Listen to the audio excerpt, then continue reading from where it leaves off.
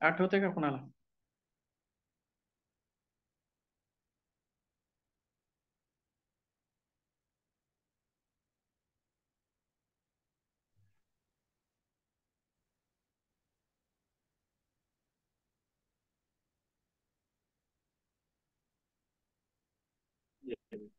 तर ते यम नियम वगैरे आपण असं बघितलं होतं. यम नियम बघितलेत. कोणता पॉइंट होता तो आपला? तिसरा काय तर होता. हा. हो. दुसरा. एक मिनिट हं.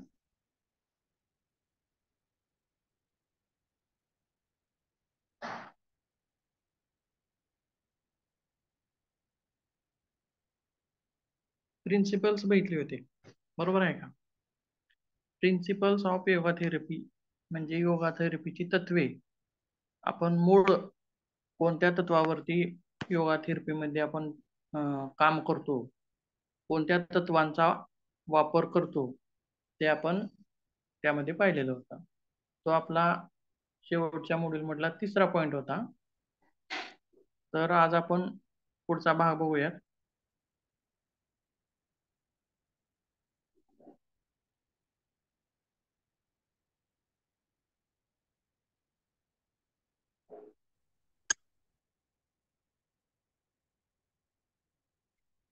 आपला चौथा जो पॉइंट आहे या मॉड्यूल मधला, टेक्निक्स ऑफ योगा थेरपी.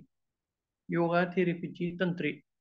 म्हणजेच आता आपण आजपर्यंत बघितलं योगा म्हणजे काय आहे, कसं आहे, परंतु त्याचा वापर कसा करायचा, त्याची तत्व काय आहेत बघितलं आपण गेल्या तासामध्ये. म्हणजे कोणत्या कोणत्या तत्वाचा आपण कशा प्रकारे वापर करू शकतो, परंतु नेमकं त्याला कसं अप्लाय करायचं, तर त्याचं स्वरूप काय आहे, त्याच्याबद्दल काय विचार घेतले जातात, हे आपण आजच्या तासामध्ये बघूया. तर सर्वप्रथम समजा आपल्याकडे एखादा क्लायंट आलेला आहे किंवा एक काही ठराविक व्यक्तींना आपल्याला योगा थेरपी द्यायची आहे. तर सुरुवातीला आपल्याला काय विचार करावा लागेल हो? एखादा क्लायंट आपल्याकडे आलाय योगा थेरपी घेण्यासाठी, तर सुरुवातीला आपण काय विचार केला पाहिजे त्या व्यक्तीचा?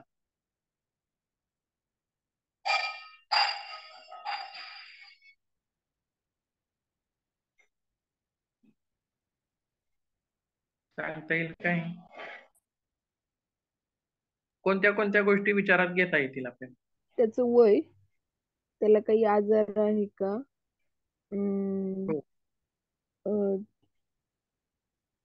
त्याचं वय आहे, त्याला काय आजार आहे, बरोबर आहे. त्याची आता समजा हं, एखादा व्यक्ती आपल्याकडे आलाय, पोट दुखतं म्हणून आलाय, बरोबर आहे. मग पोट दुखतं एवढंच त्याला माहित आहे. काय माहित आहे? पोट दुखतं एवढंच माहित आहे. मग ते नेमकं कशामुळे दुखतंय? काय अपेंडिक्सचा त्रास आहे का, किडनी स्टोनचा त्रास आहे का, अपचनाचा त्रास आहे? म्हणजे त्या व्यक्तीला एवढंच माहित आहे की पोट दुखतंय आपलं, बरोबर आहे. परंतु त्यामागची कारणं हे सुद्धा आपल्याला तिथं शोधणं गरजेचं असतं. मगच ती कारणं आपल्या लक्षात आली तरच आपण त्याच्यावरती योग्य असा उपचार करू, बरोबर आहे. जर समजा त्या व्यक्तीला अपेंडिक्सचा त्रास असेल, तर आपण योगासनं देऊ का हो तिथं? देता येतील का? नाही.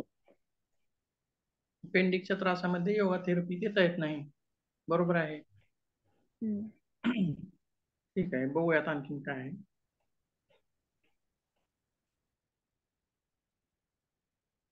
बघा, योगा थेरपी सुरू करण्यापूर्वी आपल्याला काही गोष्टी लक्षात घ्याव्या लागतील. तर त्याच्यामध्ये काय आहे, सुरुवातीला एक नंबर दिलेला आहे, तर त्याची शारीरिक क्षमता आपण ही विचारात घेतली पाहिजे, बरोबर आहे का? शारीरिक क्षमता म्हणजे काय म्हणता येईल हो? कशाला म्हणता येईल शारीरिक क्षमता?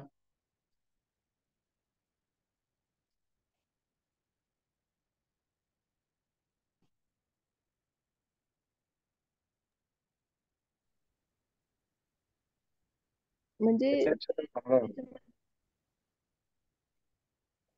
बोला. व्यायाम करण्याची क्षमता आहे का? व्यायाम करू शकतो का? हो हो, बरोबर आहे. छान. आणखीन काही? शारीरिक क्षमता कॅपॅसिटी, कशी? बॉडीची कॅपॅसिटी सर. बरोबर आहे, बॉडीची कॅपॅसिटी.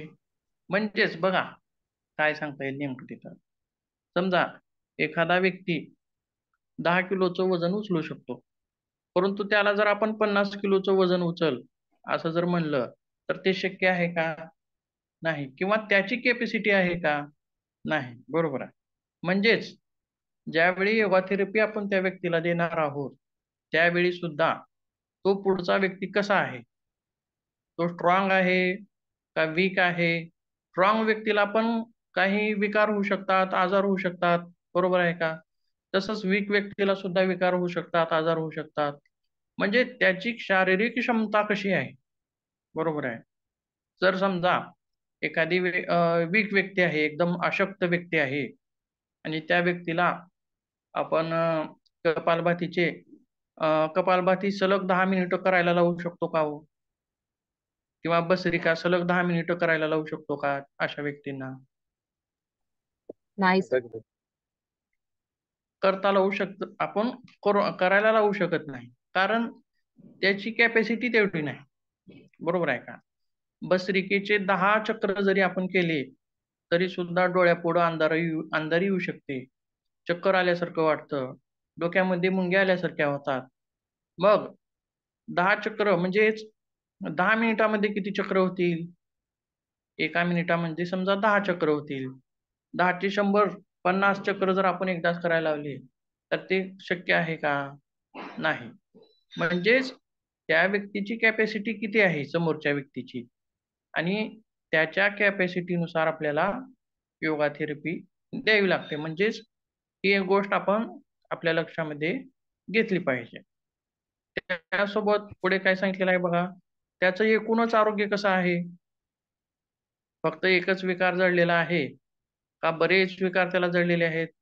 आता एखाद्याला शुगर पण असतं, थायरॉइड पण असतं, बीपी पण असतं, म्हणजे आणखीन अटॅक पण आलेला असतो. एकूणच आरोग्य त्याचं कसं आहे? एखाद्या विकारानं जखडलेला आहे का अनेक विकारांनी त्याला घेरा घेतलेला आहे? मग अशा व्यक्तीला कशी योगा थेरपी देता येईल? 5-6 विकार एकाच व्यक्तीला जडलेले आहेत. समजा शुगर पण आहे, बीपी पण आहे. आता काही बीपीचे आसनं असतील, प्राणायाम असतील, ते शुगरमध्ये देता येत नाहीत. किंवा शुगर कमी करण्यासाठी जलद भस्त्रिका पण आपण करायला लावू शकतो. परंतु जलद भस्त्रिका ही उच्च रक्तदाब असणाऱ्या व्यक्तीला देता येत नाही. बरोबर आहे. जलद भस्त्रिकेमुळं रक्तातील साखरेचं प्रमाण कमी होतं लवकर. बरोबर आहे. परंतु तीच भस्त्रिका आपण जलद भस्त्रिका उच्च रक्तदाबाच्या व्यक्तीला देऊ शकतो का? किंवा तीच भस्त्रिका आपण अटॅक आलेल्या व्यक्तीला देऊ शकतो का? म्हणजेच एकूणच आरोग्य त्याचं कसं आहे बघा. का म्हणता येईल त्याच्या आरोग्याला? 4-5 विकार त्याला जडलेले आहेत. मग अशा व्यक्तीला योगा थेरपी देताना खूप विचारपूर्वक सगळा अभ्यास करून आपल्याला त्याला अभ्यास देणं गरजेचं आहे. त्यासोबत थायरॉइडची आसनं देताना तिथं सुद्धा आपण विचार केलेला पाहिजे. थायरॉइडची आसनं देताना आपण काय देतो? तर सर्वांगासन देतो. सर्वांगासनाने सुद्धा तिथं फायदा होतो. परंतु तीच व्यक्ती जर उच्च रक्तदाबाची असेल, म्हणजे बीपीचा त्रास असणारी असेल, तर त्या व्यक्तीला सर्वांगासन देऊ शकतो का हो आपण मग? नाही सर. देऊ शकत नाही. बरोबर आहे. किंवा त्याच व्यक्तीला जर अटॅक आलेला असेल, तर अशा व्यक्तीला पण देऊ शकतो का? नाही. म्हणजेच दुसरा जो घटक आहे, त्यामध्ये काय सांगितलेलं आहे, की त्याचं एकूण आरोग्य कसं आहे, ते आपल्याला बघितलं पाहिजे आणि त्या आरोग्यानुसारच आपल्याला वेगवेगळा अभ्यास त्या ठिकाणी देता आला पाहिजे. त्याचसोबत त्याचं वय काय आहे? वयावरती पण अवलंबून आहे बघा. जी व्यक्ती तरुण वयामध्ये व्यायाम करू शकते, जसा व्यायाम करू शकते, तसाच व्यायाम वयस्कर व्यक्ती करू शकते का? नाही. करू शकत नाही. बरोबर आहे. दंड बैठका म्हणा किंवा आणखीन वेगवेगळे जे व्यायाम आहेत ते सर्वच व्यायाम आपण वृद्ध व्यक्तीला देऊ शकत नाही. किंवा लहान व्यक्ती आहे, समजा एक 5 वर्षाची, डायबिटीजचे 2 प्रकार असतात बघा, टाईप 2 आणि टाईप 1. बरोबर आहे का? आणि एक जो प्रकार असतो तो प्रकार 40 नंतर म्हणा किंवा वय झाल्याच्या नंतर तो दिसून येतो. परंतु एक जो प्रकार आहे तो प्रकार लहानपणापासूनच दिसून येतो. 4थी-5वीला जरी तो लहान मुलगा असला तरी सुद्धा त्याच्यामध्ये ती लक्षणं दिसून येतात किंवा त्याला डायबिटीज आहे असं नमूद केलं जातं. म्हणजे 2 प्रकार झाले त्यामध्ये. तर हा एक जो प्रकार आहे लहानपणापासून असणारा, मग त्याला कशी व्यायाम देता येतील किंवा त्याला कसं तिथं हँडल करता येईल? म्हणजेच त्याचं वय लहान आलं, बरोबर आहे. म्हणजे अडल्ट जे आहेत, प्रौढ व्यक्ती जे आहेत, प्रौढ व्यक्तीचे व्यायाम लहान व्यक्ती करू शकतो का? लहान मुलगा करू शकतो का त्या ठिकाणी? नाही. नाही सर. करता येणार नाहीत, बरोबर आहे. म्हणजेच त्याचं वय सुद्धा त्या ठिकाणी लक्षात घ्यावं लागतं. त्याचसोबत त्याचं ध्येय काय आहे मुख्य? ध्येय म्हणजेच काय म्हणता येईल हो इथं? ध्येय काय सांगता येईल त्याचं? ध्येय कशाला म्हणता येईल त्या क्लायंटचं ध्येय? म्हणजे त्याला नेमकं कुठल्या आजारासाठी तो आलाय, त्यासाठी कुठल्या ह्याच्यासाठी तो योगा करणार आहे? बरोबर, छान. नेमकं त्याला कोणता विकार आहे आणि तो विकार दुरुस्त करण्यासाठी तो आपल्याकडे आलेला आहे. म्हणजे त्याचं मुख्य ध्येय आपल्याला त्या ठिकाणी पाहावं लागणार आहे. त्याचसोबत पुढं काय म्हणलेलं आहे बघा, त्याचा इतिहास कसा आहे. आता याच्यामध्ये काय सांगता येईल? एकंदरीत इतिहास त्याचा आपल्याला पाहावा लागणार आहे. म्हणजेच काय म्हणता येईल हो या ठिकाणी? त्याची म्हणजे त्याला हिस्ट्री. हिस्ट्री, पूर्वी काय त्रास आहे का त्याला, किंवा त्याचे काही औषधं चालू आहेत का, किंवा हे बघ. बरोबर आहे. किंवा त्या रोगावरती त्याचा कुठं उपचार झालेला आहे का, किंवा त्याचं काही ऑपरेशन झालेलं आहे का, किंवा त्याच्यावरती सध्याचे उपचार काय चालू आहेत आणि पूर्वीचे उपचार काय होते, मग नेमकं त्याला त्रास काय होतोय. बरोबर आहे. सगळे तर तो उपचार घेतोय, पण तो सगळे उपचार घेऊन तुमच्याकडे आलाय तो. मग तिथं पाहताना मात्र आपल्याला सर्व काळजीपूर्वक पाहावं लागणार आहे. बरोबर आहे. त्यासोबत एखादा विकार जो आहे तो एखाद्या डॉक्टर वेगळ्याच प्रकारे त्याला सांगितलेलं असतं आणि दुसरा डॉक्टर त्याला वेगळ्याच प्रकारे सांगितलेलं असतं. म्हणजे त्याच्या फाईल्स तो बरं वाटत नाही म्हणून आज या डॉक्टरकडे दाखवला, 15 दिवसांनी दुसऱ्या डॉक्टरकडे दाखवला, परत तिथंही बरं वाटत नाही म्हणून आणखीन असं होतं का? डॉक्टर्स बदलतात का लोक?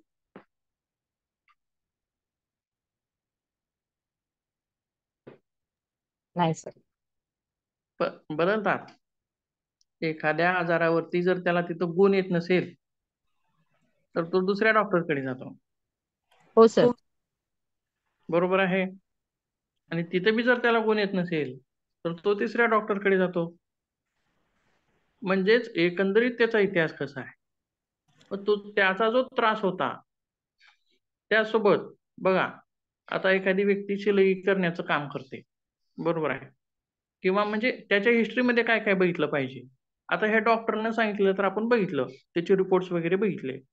मग आणखीन एक कारण असतं की रोजची जी जीवनशैली असते त्याच्यामध्ये एकच काम सारखं सारखं करण्याचं जे असतं, थोडक्यात म्हणजे खाली वाकून लिहिणे असेल, म्हणजे बघत बघत लिहिणे जास्त करून, तर एका शरीरातल्या एकाच भागाचा जर जास्त वापर होत असेल तर त्या भागामध्ये सुद्धा विकृती येत असतात.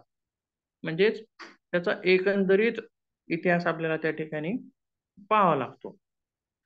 म्हणजेच योगा थेरपी सुरू करण्यापूर्वी आपल्याला ह्या गोष्टी सर्व लक्षात घ्याव्या लागतात. काय काय आहे तर त्याची शारीरिक क्षमता असेल, त्याचं एकूण आरोग्य असेल, त्याचं वय असेल, ध्येय असेल आणि त्याचा इतिहास, या सर्व गोष्टी तिथपासूनच आपण त्याला योगा थेरपी द्यावी लागते. मग योगा क्लासमध्ये असं शक्य आहे का होय? बघा थोडक्यात सांगा. आता एखादं आसन आहे, तर अ, हे आसन कोणी करू नये आपण सांगतो, बरोबर आहे का?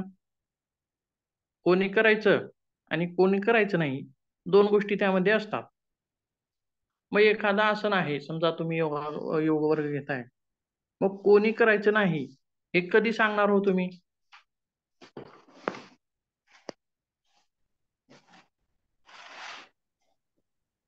सर ते आसन शिकवताना सांगायला लागतं की कुणी करायचंय कुणी करायचं नाही. म्हणजे सुरुवातीला सांगणार का शेवटी सांगणार, नंतर सगळं शिकून झाल्यास?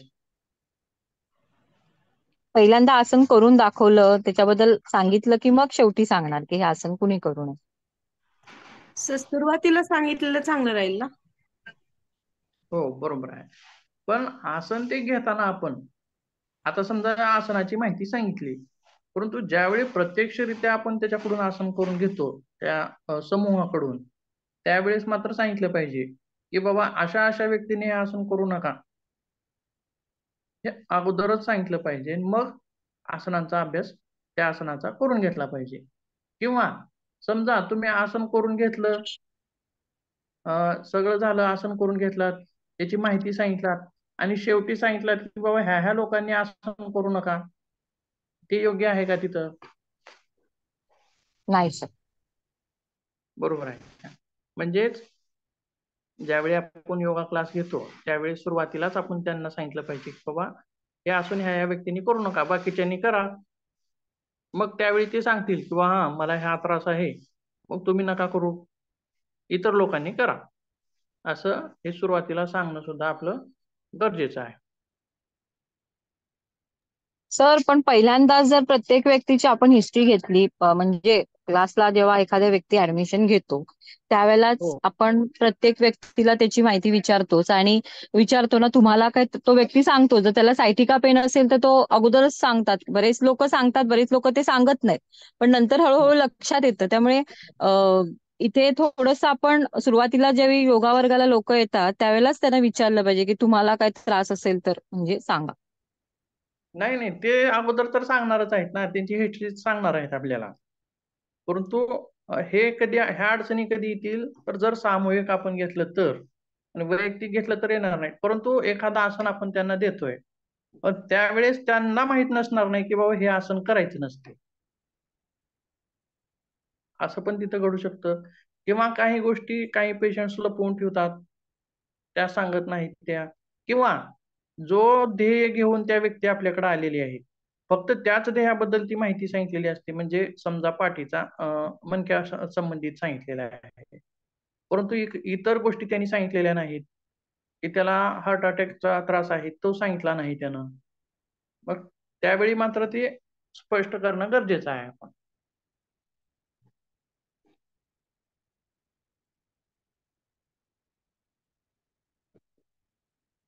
आणखीन काही?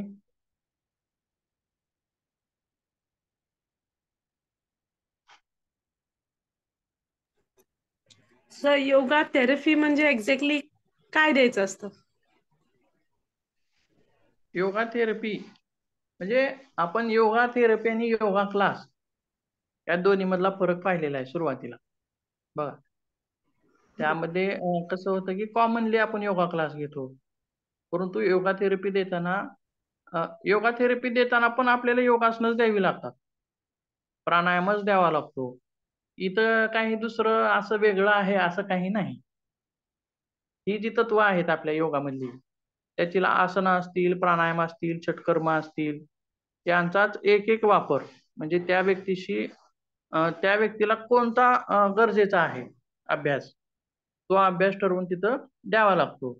पण योगा क्लासमध्ये कसं असतं, की सामूहिकरित्या आपण कॉमन जनरल अभ्यास करत असतो.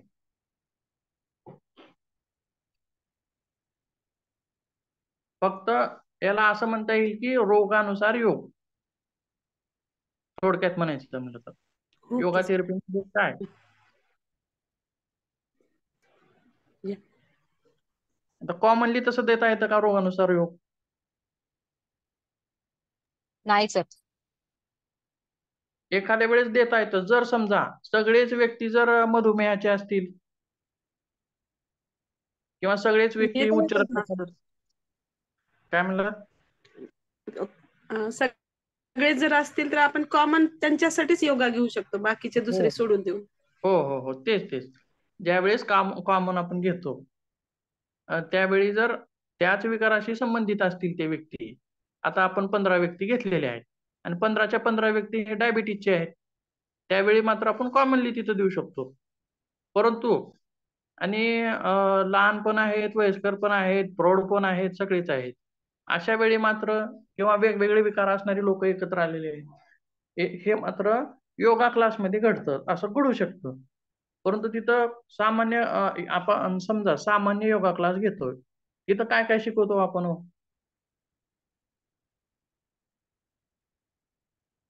आपला जनरल योगा क्लास आहे. आपण काय काय घेतो योगा क्लासमध्ये एका?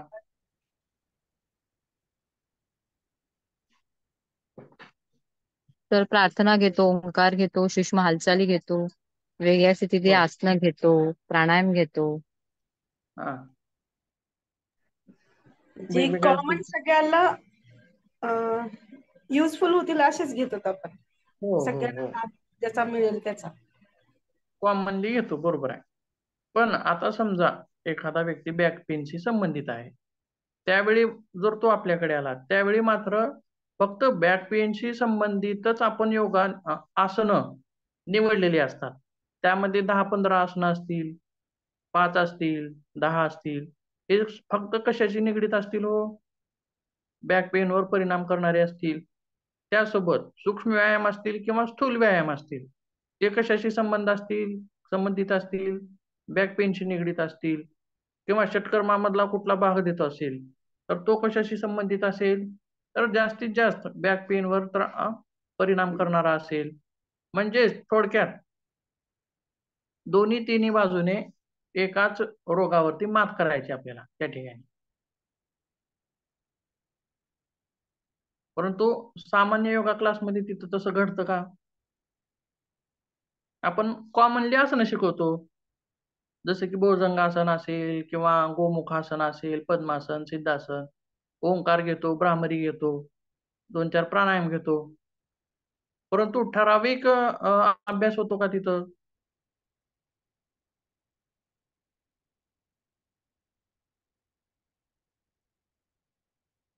आता समजा वेट कमी करायचं आहे, तर त्या व्यक्तीला कपालभाती किती करावी लागेल?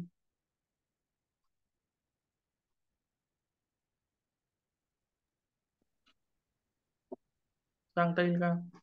त्याच्या कॅपॅसिटी अनुसार सर. हो, कॅपॅसिटी तर आहेच. आता जाड-जुड व्यक्ती म्हणल्यास कॅपॅसिटी थोडीफार जास्तच असणार आहे त्याची.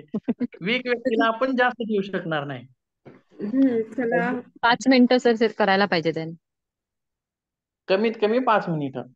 बरोबर हो. आहे. मग योगा थेरपी देताना असं होतं, की आपण बरोबर 5 मिनिटं त्याच्याकडून करूनच घेत असतो.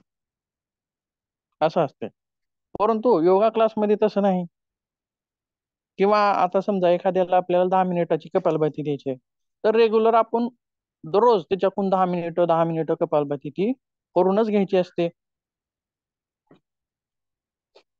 क्लासमध्ये तसं घडतं का? आता सूर्यनमस्कार द्यायचे वेट लॉससाठी, किती देऊ शकू आपण?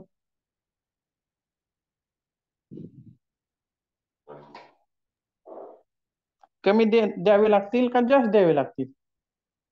जास्त नॉर्मली सर 14 घातले जातात सूर्यनमस्कार, त्याच्यापेक्षा थोडे त्यांना जास्त द्यावे लागतील. 5 जास्त द्यावे लागतील, बरोबर आहे. आता समजा कॉमन लोक 12 सूर्यनमस्कार करतात नॉर्मली, सामान्य अभ्यास. परंतु वेट लॉससाठी आपण तिथं 20 देऊ शकतो, बरोबर आहे. किंवा वाढवत वाढत गेलं तर 25 पर्यंत पण वाढू शकतो. काही जण 50 करतात. म्हणजेच तिथं अभ्यास किती झाला त्याच्या रोगानुसार ठरला तो अभ्यास किती करायचा, जास्त करायचा आहे का कमी करायचा. मग कॉमनली योगा क्लासमध्ये असं घडतं का? नाही, सामान्य अभ्यास होतो, परंतु त्याच रोगावरती ट्रेस देऊन काम होतं का तिथं? नाही. या दोन्ही मधला फरकच हा आहे. तत्व तर तीच आहेत. तिथं पण आसनं करायचे, तिथं पण आसनं करायचे. परंतु मुख्य उद्देश, त्याचं ध्येय काय, त्याच्यानुसार इथं थोडासा ट्रेस जास्त असतो.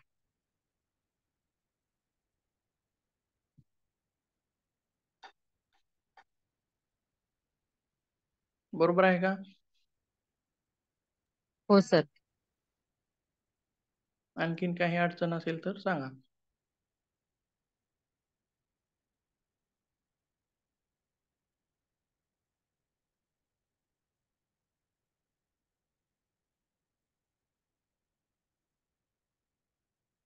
नाही सर. ठीक आहे, पुढे बघूया.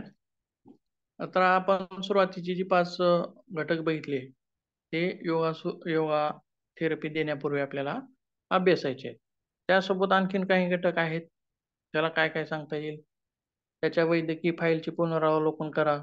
बरोबर आहे. त्याची नेमकी आरोग्य समस्या ओळखा आणि त्याची जीवनशैली तपासा. जीवनशैली का तपासायची? आता सांगितलेलं होतं मी. हो सर, गरजेचं आहे जीवनशैली. म्हणजे तो काय काम करतो, कसं खातो, काय खातो, हे सगळं सुद्धा विचारणं गरजेचं आहे. किती झोपतो, विहार बरोबर आहे. कसा आहे त्याचा, आहार कसा आहे. हा, जीवनशैलीमध्ये त्याच्या आहार विहाराच्या चुका असतील, झोपण्याच्या चुका असतील, किंवा त्याचं काम करण्याची पद्धत आहे, त्या काम करण्याच्या पद्धतीमध्ये काही चुका असतील. आता थोडक्यात बघा, एखाद्याला डायबिटीसचा त्रास आहे आणि तो साखर खाल्ली तर त्याला चालेल का? नाही.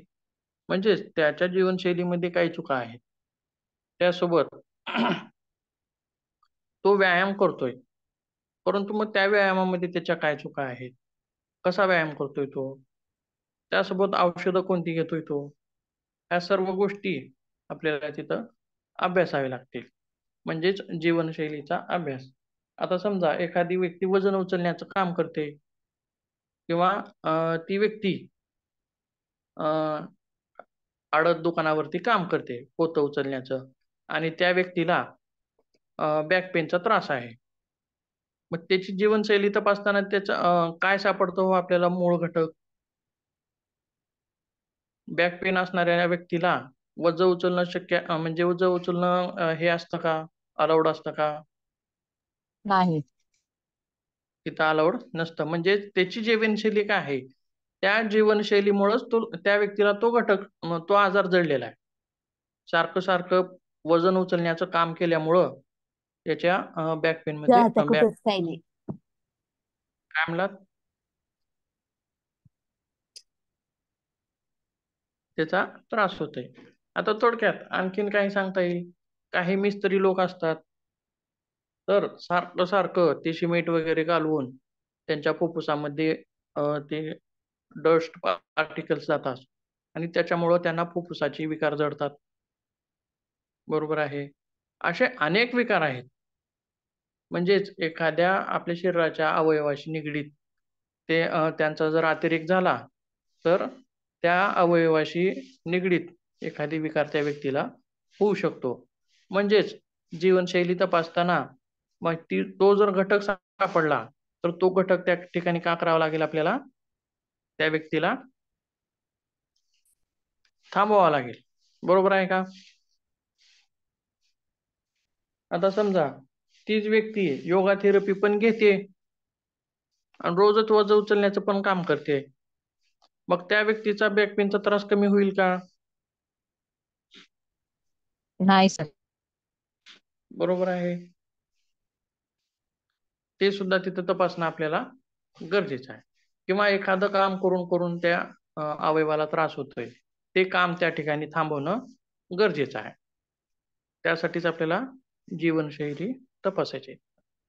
त्यासोबत पुढे काय सांगितलेलं आहे? आरोग्यविषयक समस्याबद्दल त्यांच्याशी बोला. बोलताना काय गोष्टी स्पष्ट होतील त्यांच्याकडून? अमूल्य म्हणून येतो. तर सुरुवातीला अगोदरच काय काय लोक हा सांगा. तर सुरुवातीला काही काही वेळेला सगळंच लोक सांगत नाहीत ना, की आजाराचं पूर्ण ओपनली सांगत नाहीत. काही काही वेळेला ते घाबरत असतात किंवा त्यांना ते सांगायचं नसतं. मग याविषयी बरोबर आहे. त्यांच्याशी फ्रीमध्ये बोललं पाहिजे. त्या गोष्टी किंवा काही गोष्टी ते झाकून ठेवण्याचा प्रयत्न करत असतात, परंतु त्यांच्या समस्येबद्दल आपुलकीने म्हणा किंवा त्यांच्या मनातील अडचणी काढून घेण्याचा प्रयत्न आपल्याला कसा करता येईल, मूळ अडचण काय आहे हे जाणून घेणं सुद्धा तिथं महत्वाचं आहे. आणि त्यावेळी त्याच्याशी त्याच्याशी चांगली चौकशी, म्हणजेच ही चौकशी कशी करता येईल आपल्याला, आपुलकीनं बोलून त्याला आपल्या विश्वासामध्ये घेऊन त्याचा सर्वच अडचणी वगैरे जाणून घ्याव्या लागतात. ज्यावेळी तो मोकळ्या मनाने आपल्याशी बोलेल, डॉक्टरशी अगोदरच काय म्हणलेलं आहे बघा, डॉक्टर पासून आणि वकिलापासून काही लपवून ठेवायचं नसतं. का तर काही गोष्टी अशा असतात की त्यांच्या प्रगतीमध्ये बाधा आणतात, ती गोष्ट साध्य करण्यामध्ये बाधा आणतात. म्हणून त्या गोष्टी सर्वच जाणून घेणं किंवा माहिती होणं हे तितकंच गरजेचं आहे. पुढे काय सांगितलेलं आहे, सुरक्षित असतील अशा हालचाली ठरवा. आता इथं काय सांगता येईल,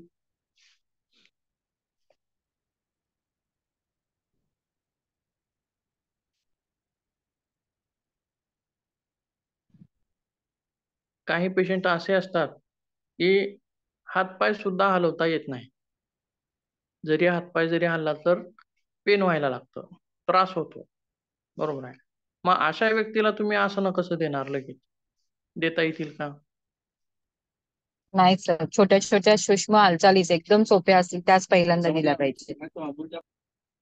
एकदम सोप्या स्वरूपामध्ये नुसतं पाय जरी हलवता आलं त्या व्यक्तीला, तितकं सुद्धा त्याच्यासाठी खूप मोठा असतं. नुसतं पाय जरी हल्ला तरी त्या व्यक्तीला त्रास होतो. मग अशा व्यक्तींना डायरेक्ट योगामध्ये आपण काय शिकू शकतो, मग काय काय शिकू शकतो, तर तिथं शिकवता येणार नाही लगेच. थोडं थोडं सूक्ष्म हालचाली, त्यानंतर सूक्ष्म व्यायाम, आणि त्यानंतर आसन वगैरे प्राणायाम वगैरे आपण त्या ठिकाणी ठरवू शकतो. म्हणजेच सुरक्षित अशा हालचाली त्या ठिकाणी ठरवणं गरजेचं आहे. त्यासोबत पुढे काय म्हणलेलं आहे, अभ्यास सावकाश वाढवा. आता समजा पहिल्यांदाच व्यक्ती आहे आणि एक एक मिनिट एक एक मिनिट आसन करून घेऊ शकतो का आपण त्याच्याकडून? नाही सर. करून घेताच येणार नाही, आणि त्या आसनामध्ये त्या व्यक्तीला बसता पण येणार नाही. किंवा पहिल्याच दिवशी समजा, उदाहरण समजा, हे आपण पहिल्याच दिवशी 20 उठबशा काढून घेतल्या तर चालतं का? नाही. जर आपल्याला उठबशा 20 काढायच्या असतील तर त्याला पहिल्या दिवशी 3 म्हणा, 5 म्हणा, नंतर 2-2 ने वाढवा, 1-1 ने वाढवा, असं वाढवत किंवा एका दिवसाला 1 अशा पद्धतीनं सावकाश वाढवत वाढवत आपण 20चं टार्गेट गाठायचं असतं. मग बरेचदा असं होतं की सुरुवातीला जास्त जर अभ्यास दिला तर त्या ठिकाणी त्याला तो त्रासदायक होतो. पुढं काय म्हणलेलं आहे, इजा टाळण्यासाठी योग्य फॉर्म आणि तंत्र कसे वापरावे ते ठरवा. बघा, एखाद्या व्यक्तीला डायरेक्ट आसनामध्ये जाता येत नाही, मग त्यासाठी काय केलं जातं,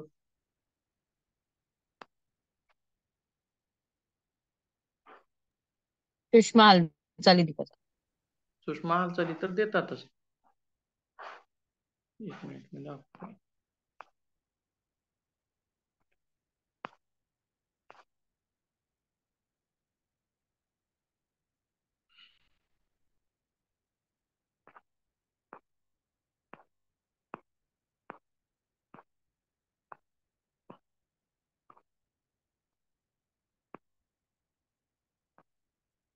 खुर्ची असेल, लोड असेल, ते म्हणजे सापडत नाही. एक मिनिट,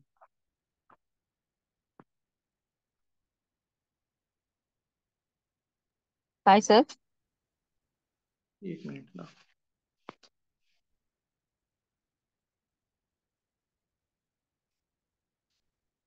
अयंगर योगा बघितलाय का तुम्ही?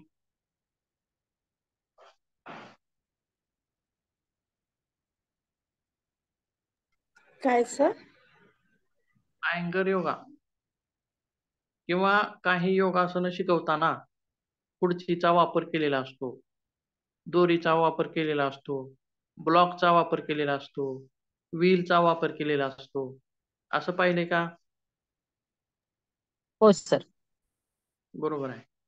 म्हणजेच समजा आपल्याला हलासन शिकवायचं आहे, तर त्याच्या मागच्या बाजूला खुर्ची ठेवून त्या व्यक्तीला कितपत तिथं पाय त्याचे मागं जातील ते बघितलं जातं. बरोबर आहे. आता थोडक्यात तिथं दाखवलेलं आहे बघा. आता हे आसन आपल्याला तिथं द्यायचं आहे. कोणतं आसन म्हणता येईल हो याला? मर्कटासन. मर्कटासनाचा एक प्रकार आहे. मर्कटासनाचे एकूण 12 प्रकार होतात. त्याच्यापैकी हा एक प्रकार आहे. त्याच्यातील आता हे आसन देताना समजा त्या व्यक्तीचा पाय जमिनीवरती पूर्णपणे टेकत नाही, टेकल्यास त्रास होत असेल किंवा 100% आसनामध्ये नेताना थोडं थोडं कसं न्यायचं, तर तिथं कशाचा वापर केलेला आहे? लोड. लोडचा त्या ठिकाणी वापर केलेला आहे. त्यासोबत आपल्याला शीर्षासन द्यायचं आहे, तिथं काय वापर करता येईल हो? कशाचा आधार घेता येईल? खुर्चीचा आधार घेऊ शकतो. हो, खुर्चीचा आधार घेता येईल. आणखीन भिंतीचा घेता येईल. भिंतीचा आधार घेता येईल. बरोबर आहे. म्हणजेच आपला हा जो पॉइंट आहे बघा, हे मी सापडत नाहीत मला, बरेच आहेत.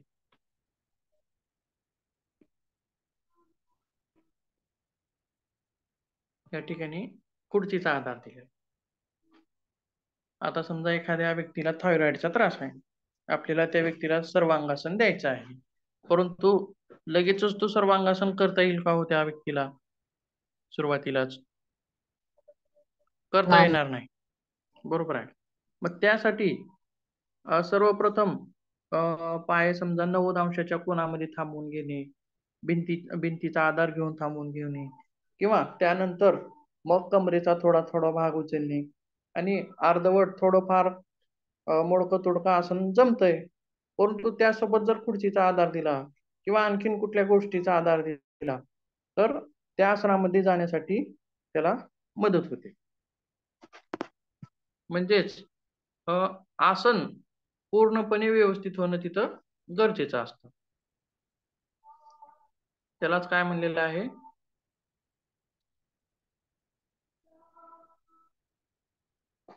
इजा टाळण्यासाठी योग्य फॉर्म आणि तंत्र कसे वापरावे ते ठरवा. बरोबर आहे. तर आता समजा अर्धमत्स्येंद्रासन आहे, तर अर्धमत्स्येंद्रासनाच्या पूर्वी कोणता अभ्यास घेता येईल? वक्रासन. वक्रासन. बरोबर आहे. म्हणजेच हे तंत्र त्याला ठरवायचं आहे. आपल्याला त्या व्यक्तीला तर अर्धमत्स्येंद्रासनामध्ये न्यायचे आहे. बरोबर आहे. परंतु डायरेक्टली तो जातोय का त्या ठिकाणी? नाही. म्हणून अगोदर त्याला वक्रासन किंवा मांडी घालून सुद्धा आपण पीळ देऊ शकतो. बरोबर आहे. साधी मांडी घालून एक हात दुसऱ्या गुडघ्यावरती ठेवायचा आणि मांडी घालून सुद्धा पीळ देता येते. त्यानंतर वक्रासन आहे. मग वक्रासनाच्या नंतर एक पाय दुमडूनच अर्धमत्स्येंद्रासन करणे, मग नंतर पूर्ण मत्स्येंद्रासन करणे. म्हणजेच तिथं काय केलं आपण? योग्य तंत्राचा वापर केला. बरोबर आहे का? तर इथं थोडक्यात असं म्हणता येईल की तंत्र असेल, योग्य तंत्र असेल किंवा एखाद्या गोष्टीचा वापर करून त्या आसनामध्ये त्या व्यक्तीला घेऊन जाणं. त्याचसोबत पुढचा जो पॉइंट आहे, योगाचा परिणाम कसा होतो ते स्पष्ट करा. आता एखाद्या व्यक्तीला आपण आसन देतोय, मग त्यावेळी त्या आसनाचा परिणाम त्याच्या त्या पीडित असलेल्या अवयवावर कसा होतोय ते स्पष्ट करणं गरजेचं आहे. आता थोडक्यात आपण आताच कोणतं आसन सांगितलं की थायरॉइडच्या व्यक्तीसाठी आपण सर्वांगासन दिलं. मग त्याला काय सांगावं लागेल, तिथं परिणाम काय सांगता येईल?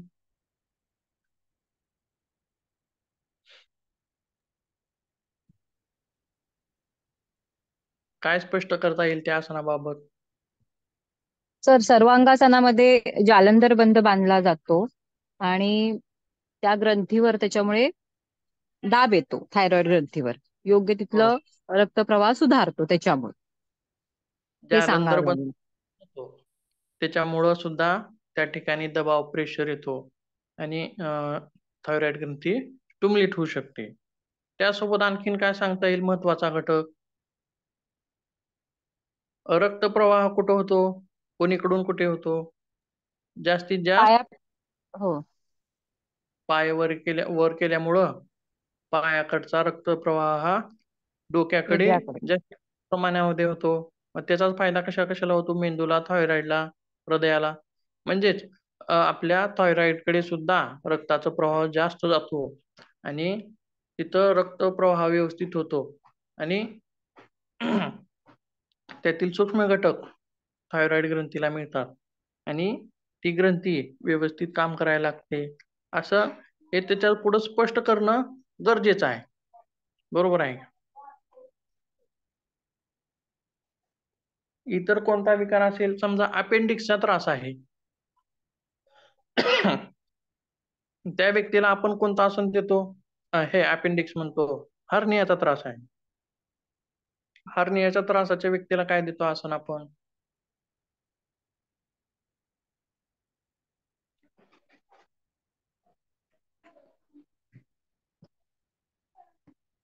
हर्नियामध्ये काय होतं माहित आहे का?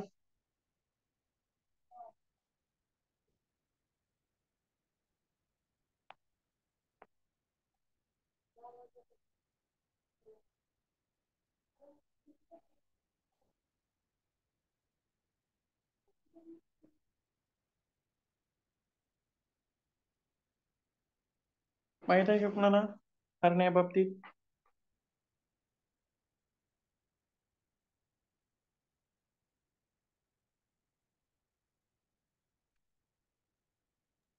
ठीक आहे.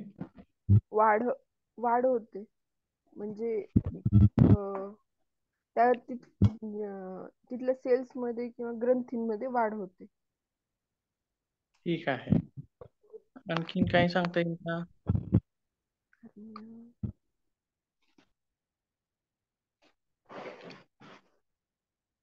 मी दाखवतो, ते इमेज मध्ये दिसेल व्यवस्थित.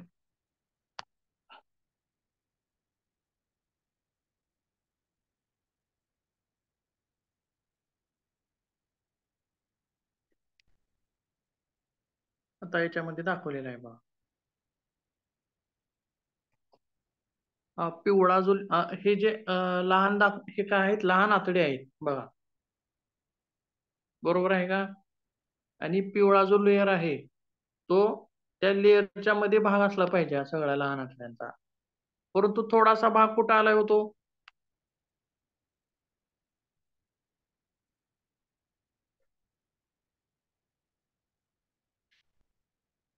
थोडासा भाग तो लेअरला टिअर करून बाहेर आलाय.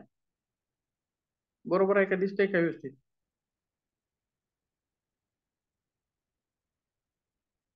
दिसते काय इमेज ही?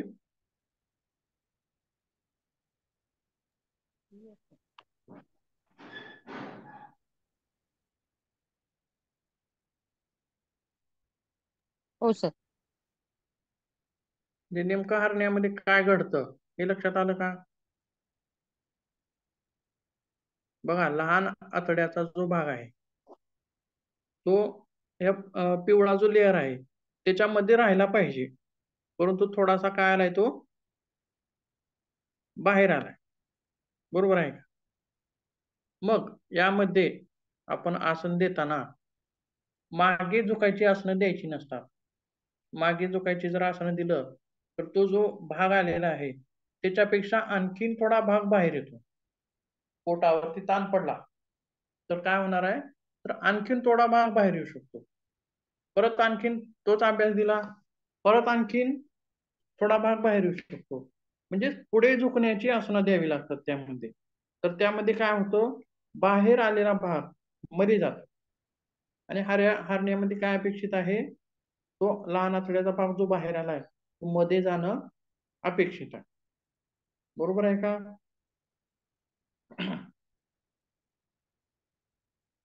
हो सर. म्हणजेच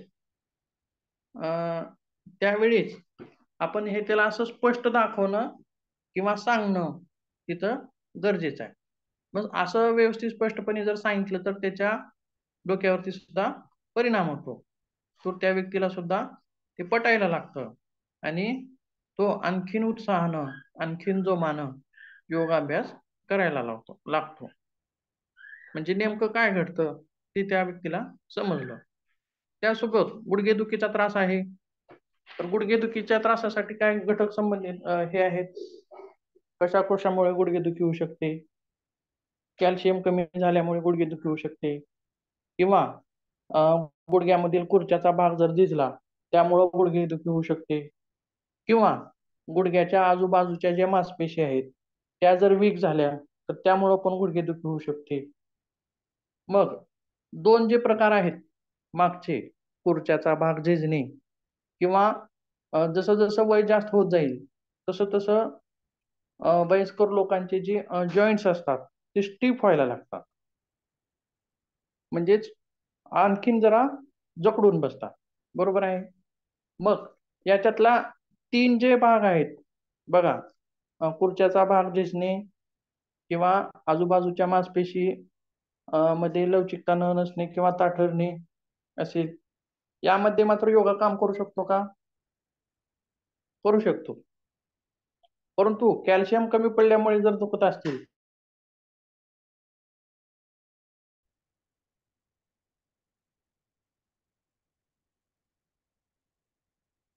काय सांगता येईल तिथं?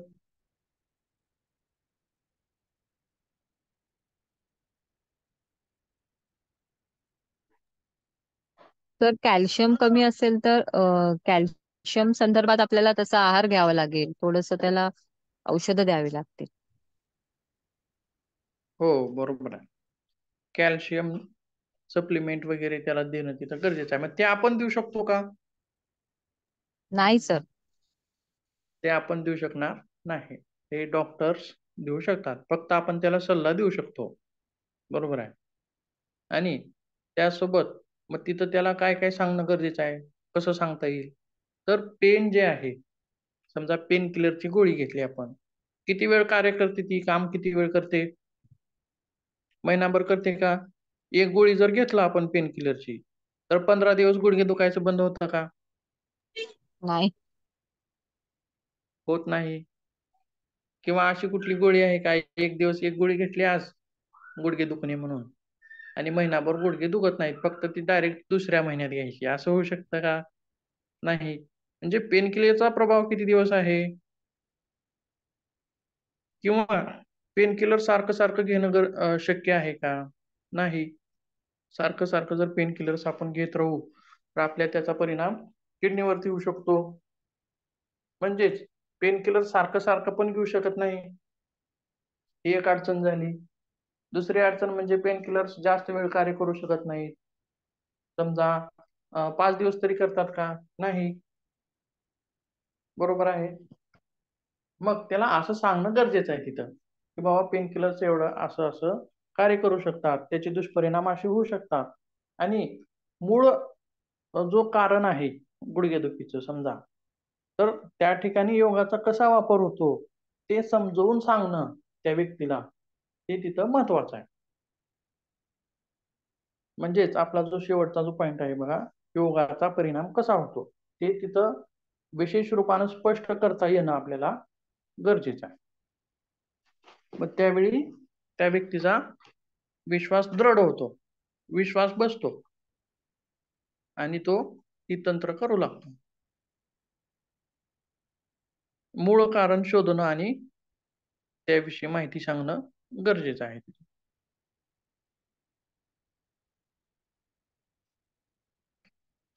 यामध्ये काही अडचणी वगैरे?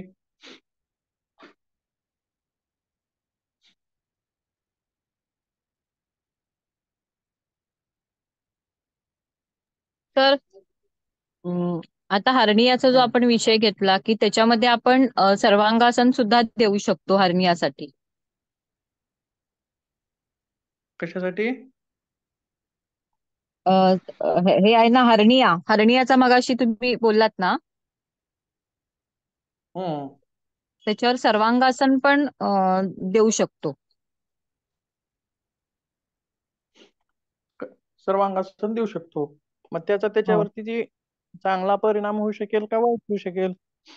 आता बघा, आसन देताना त्याच्यावर चांगला परिणाम होणारे आसन आपण निवडतो थोडक्यात. हो, मग बरोबर पश्चिमोत्तानासन आहे. आणि ते त्याचा चालू शकतो हो, पश्चिमोत्तानासन एकदम बेस्ट आहे हरण्यासाठी. ते देऊ शकतो आपण. पुढे झुकून केली जाणारी आसनं बघा कोणती कोणती आहेत. पश्चिमोत्तानासन, जानुशिरासन ही आसनं भुजंगासन आपण त्यांना देऊ शकतो. भुजंगासन देता येईल का?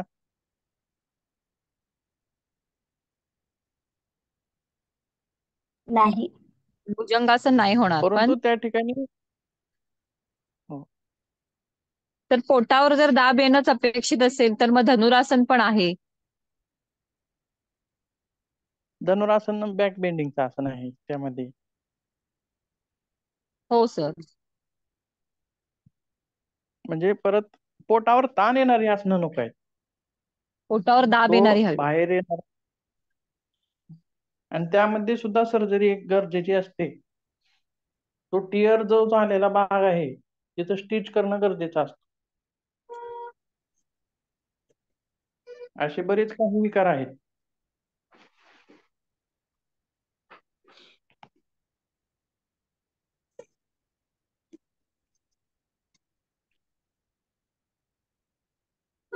आणखीन काही?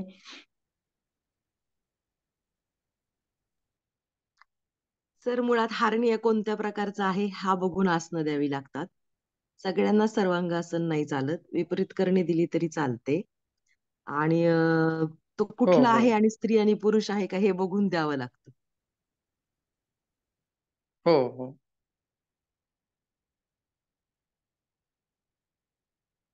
बरोबर आहे.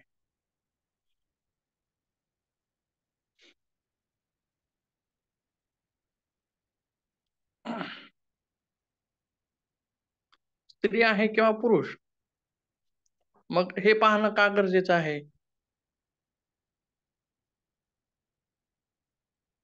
स्पष्ट करता येईल का?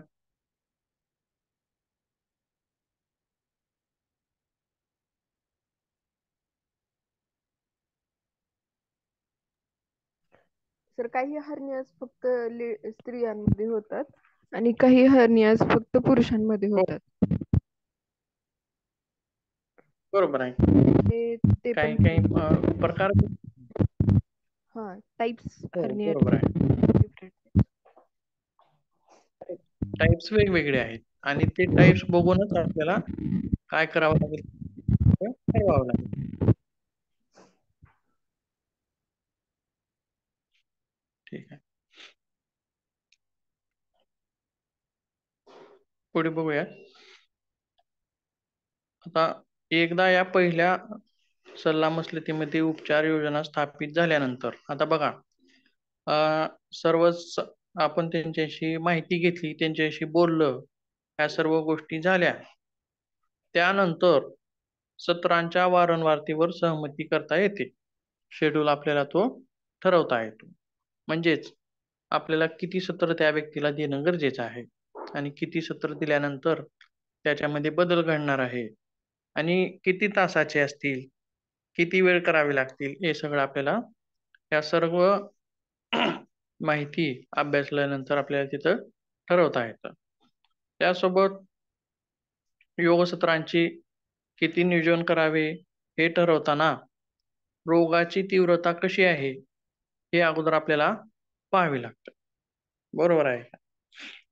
जर रोग कोणत्या टप्प्यामध्ये आहे, पहिला, दुसरा आणि तिसरा, तर तीव्र आहे का सामान्य आहे का मध्यम स्थितीला आहे, हे तपासणं सुद्धा तिथं आपल्याला गरजेचं असतं. आणि त्यानुसारच आपल्याला योगामध्ये देताना किती कालावधी आणि किती सत्र हे देणं सुद्धा तिथं आपल्याला ठरवता येतं.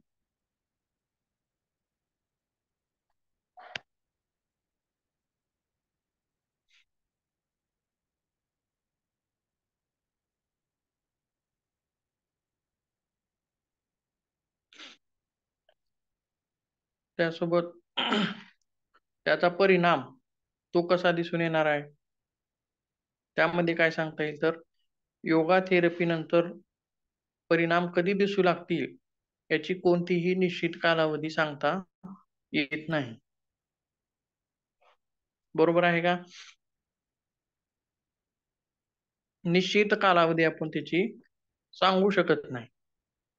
काही व्यक्तीला पहिल्या सत्रामध्ये थोडाफार आराम वाटू शकतो किंवा परंतु काही व्यक्तींना 2 सत्रानंतर, काही व्यक्तींना 8 सत्रानंतर, काही व्यक्तींना महिन्यानंतर, तर काही व्यक्तींना 3 महिन्यानंतर, 6 महिन्यानंतर अशा पद्धतीनं त्याच्या विकारांमध्ये फायदा झालेला थोडा थोडा दिसून येतो. म्हणजेच त्याचा निश्चित असा कालावधी आपल्याला तिथं सांगता येत नाही. बरोबर आहे का? किंवा आता समजा काही विकार असे असतात की त्यावरती महिनाभर ट्रीटमेंट करावी लागते ॲलोपॅथीमध्ये, तर तो त्या विकारामध्ये फायदा होतो असं ते निश्चित सांगू शकतात. परंतु आपण निश्चित सांगू शकतो का तसं?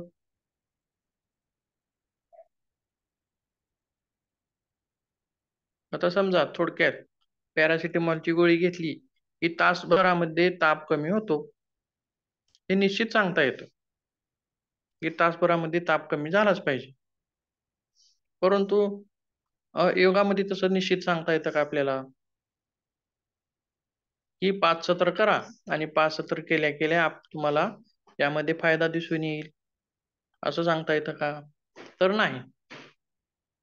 त्या त्या व्यक्तीच्या आणि रोगाच्या तीव्रतेवर ते अवलंबून असणार आहे. कमी तीव्रता असेल तर लवकर फरक पडणार आहे, जास्त तीव्रता असेल तर फरक पडायला उशीर लागणार आहे. पुढे काय सांगितलेलं आहे, कधी कधी सत्रानंतर लगेच तुम्हाला अधिक आराम वाटू शकतो. हे कशावर अवलंबून आहे तर त्याच्या तीव्रतेवरती अवलंबून आहे. त्यासोबत तुमची ताकद आणि संतुलन सुधारण्यासाठी तुम्हाला काही आठवडे ते महिने लागू शकतात.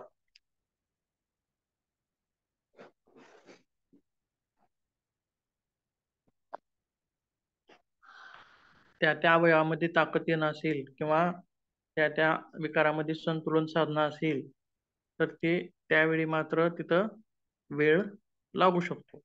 जास्तीत जास्त पण वेळ लागू शकतो.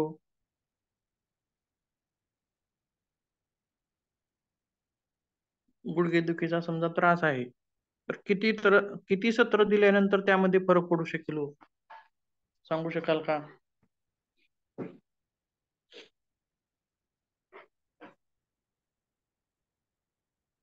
निश्चित सांगता येईल का? किंवा सांगता आले तर किती सांगू शकाल? निश्चित नाही सांगतायत सर. बरोबर आहे. निश्चित सांगता येणार नाही. आणखीन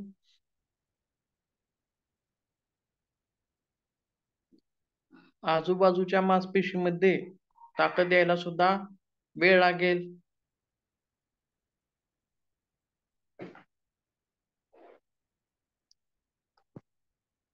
म्हणजेच परिणाम दिसायला वेळ आहे.